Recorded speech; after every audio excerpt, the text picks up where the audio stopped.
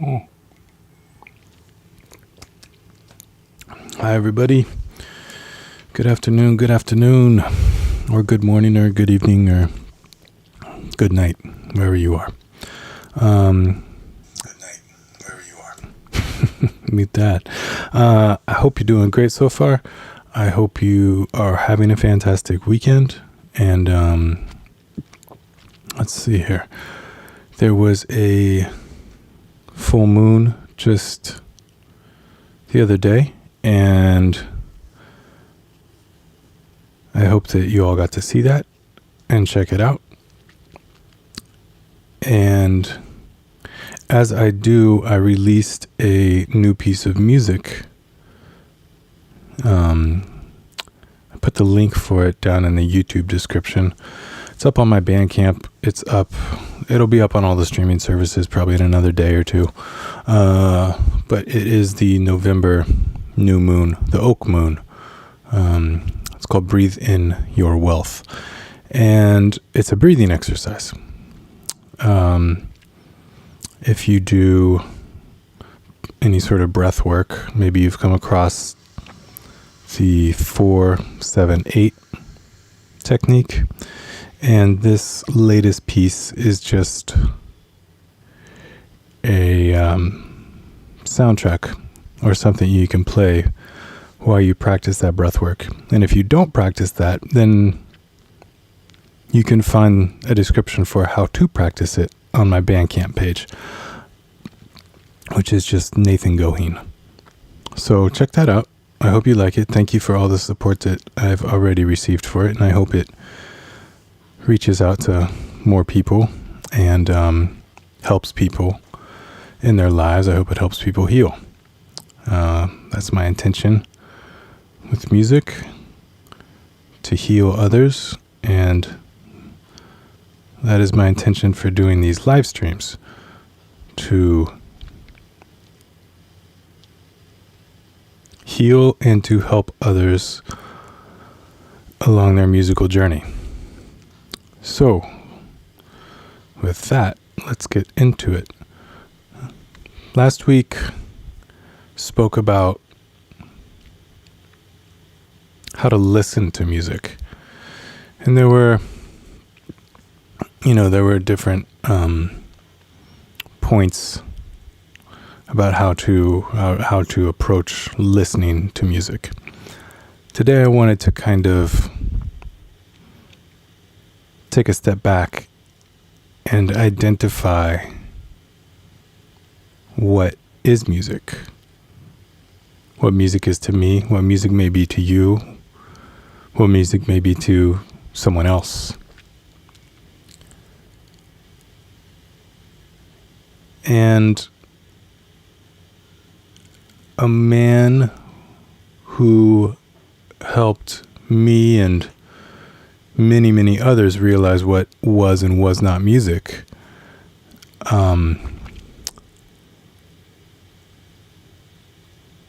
was John Cage.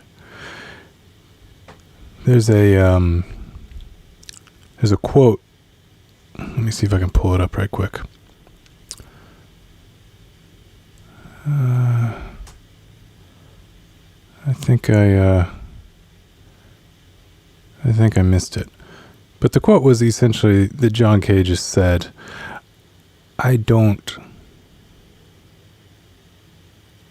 go put on a record when I want to hear music. I open up my window and listen to the sounds of 6th Avenue. So he was obviously talking about 6th Avenue in New York City, which, as you might be able to imagine, had a lot of sound, a lot of traffic, some of it loud, some of it quiet, some of it fast, some of it slow. And the idea that music is not only notes that someone plays on a violin, or that someone sings, or that someone plays on a drum, but it's all encompassing of all sounds, is very ear opening. And then that in turn will open up your brain to what music can be. I think it's really important to train ourselves to hear all sounds as music.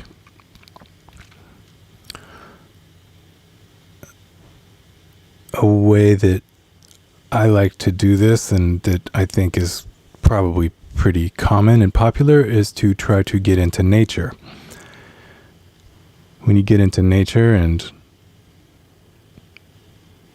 can kind of be more sensitive to your surroundings, then things will start to appear. Maybe you hear a stream. Maybe you hear some birds. Maybe you hear wind blowing through trees.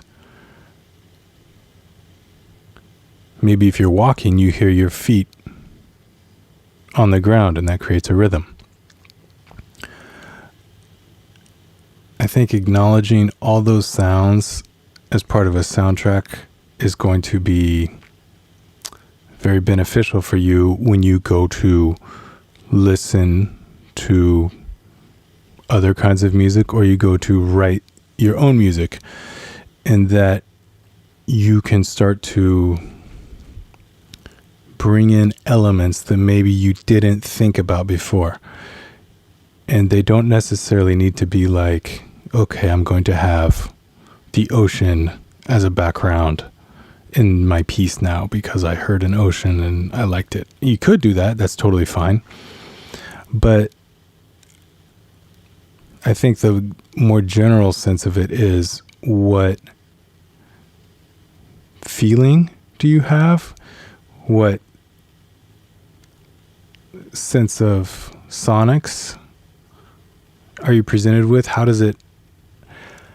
has listening to Birdsong changed your perception of how you hear? And I think that will influence your work either directly or indirectly, but it will definitely get in there.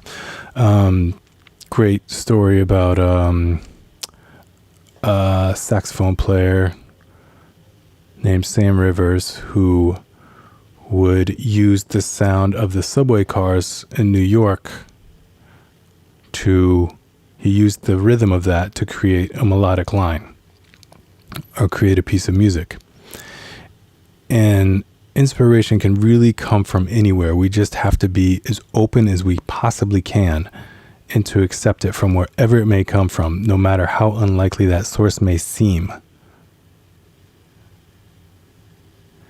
And I think that is what separates people who have quote unquote original ideas from people who may not have original ideas, is the ability to accept inspiration from anywhere. One of John Cage's teachers was a man named, Arthur? I think Arthur's his first name. Schoenberg. Arnold Schoenberg, excuse me, who was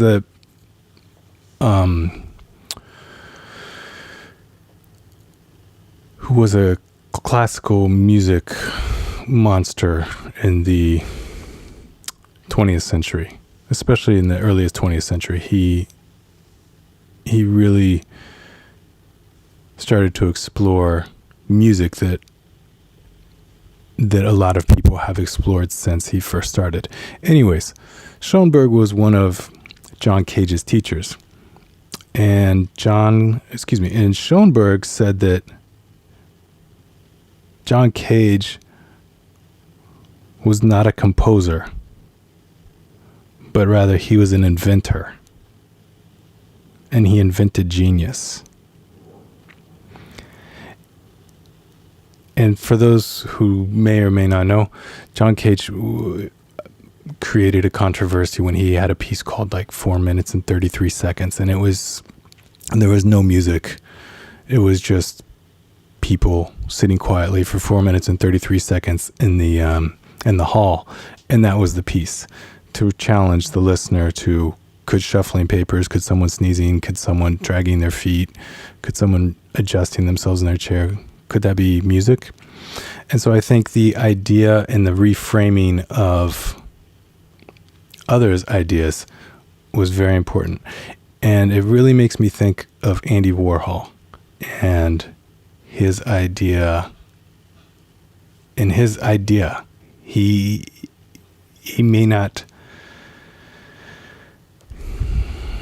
How do I want to phrase this?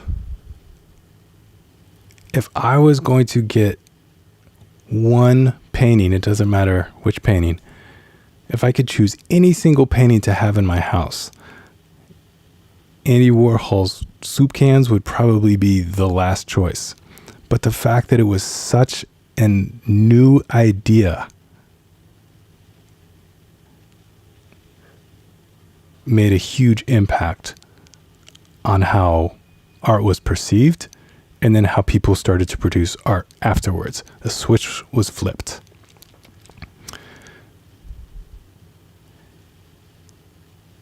And I think, like I said before, the ability to accept influence from anywhere is what helps people flip switches.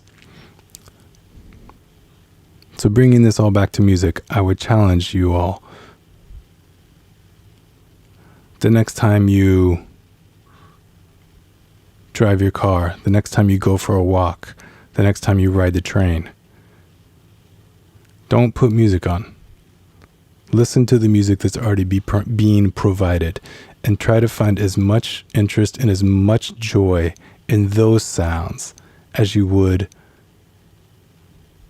in pre-recorded sounds.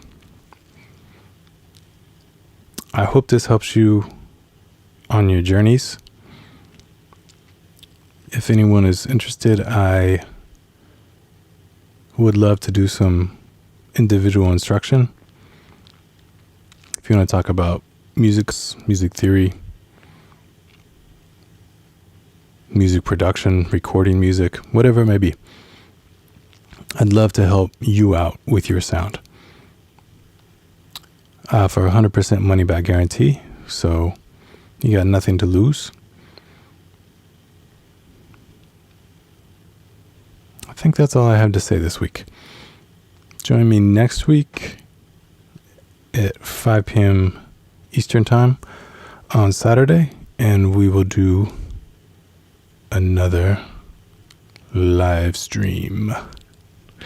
All right, everybody have a great rest of your weekend, and I'll see you next week.